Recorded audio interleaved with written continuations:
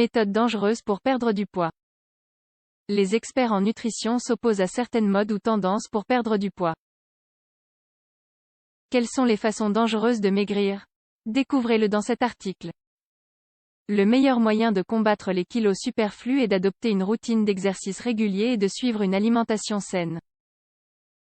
L'alimentation doit effectivement se composer de chacun des nutriments, dans leur juste mesure. Cependant, certaines personnes ignorent ces bonnes habitudes et optent pour des méthodes peu saines et dangereuses de perdre du poids. La plupart des experts en nutrition s'opposent à l'idée de perdre du poids avec des régimes stricts et restrictifs. D'autant plus que ces régimes privent l'organisme de nutriments essentiels à son bon fonctionnement.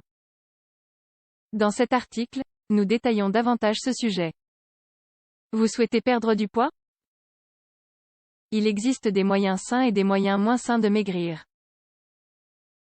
Les statistiques montrent qu'une alimentation à base de fruits et de légumes, pauvre en graisse et en sucre raffiné, combinée à la pratique d'exercices réguliers, permet de perdre du poids et, surtout, de le maintenir dans le temps.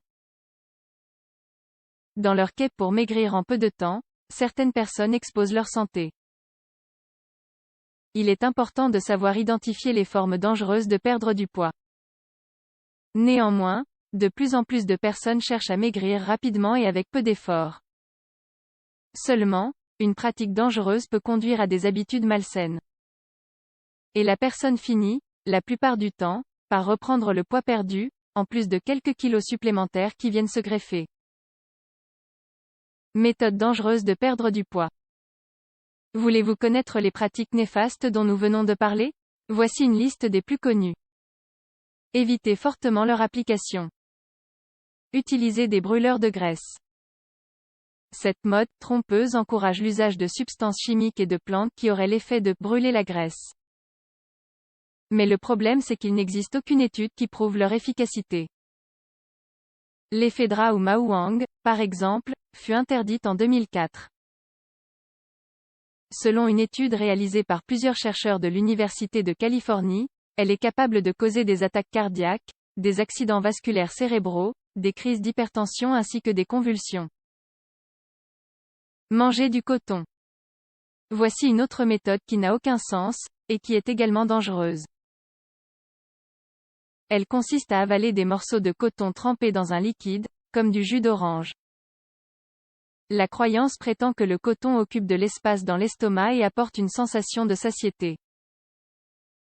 Comme l'explique parfaitement un article de la Bibliothèque nationale de médecine des États-Unis, il se forme des bézoars, ou des boules de matière étrangère, qui peuvent entraîner des obstructions intestinales.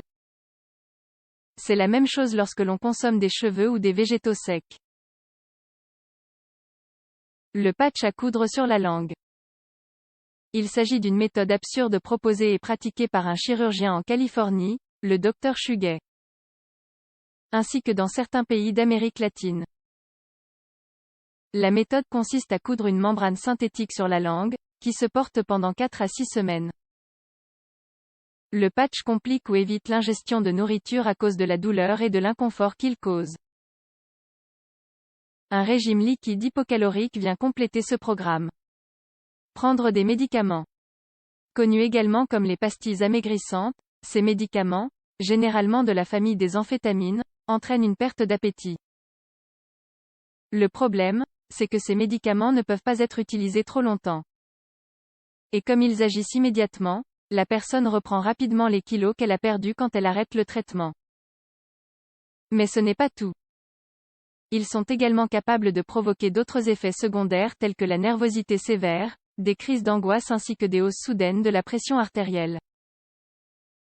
Se faire vomir, l'une des méthodes dangereuses pour perdre du poids.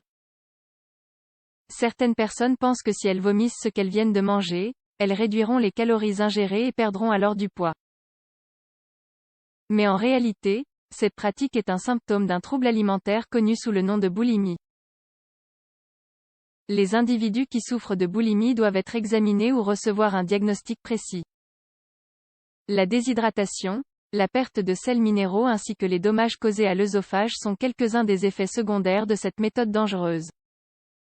Transpiration excessive. Beaucoup de personnes pensent que la graisse accumulée contient une grande proportion d'eau. Selon ce raisonnement, elles croient que si leur corps transpire davantage, elles parviendront à brûler plus de graisse et perdre du poids. Pour cela, elles utilisent des bandages en plastique sur le ventre ou des vêtements synthétiques. Cependant, cette méthode n'aide aucunement à contrôler le poids et génère même une déshydratation et une perte significative de sel de sodium, de chlorure et de potassium dans la sueur.